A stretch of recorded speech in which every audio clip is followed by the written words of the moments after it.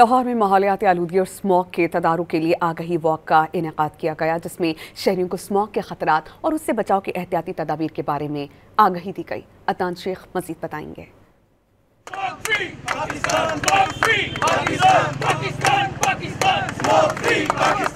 Smog free Pakistan کے لیے لاہور کے باسی سڑکوں پر نکل آئے۔ شرکا نے فضائی آلودگی کو قومی بحران قرار دے کر ایمرجنسی پلان نافذ کرنے کے لیے آواز بلند کی۔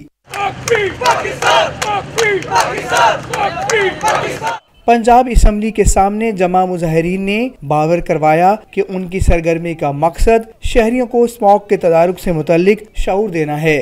سردیاں آتے ہیں، اسموگ ہمارے لیے ایک زہر قاتل کی طرح بن جاتی ہے اور بہت زیادہ پرابلم ہوتے ہیں، راستے بند ہو جاتے ہیں، اسکول بند ہو جاتے ہیں۔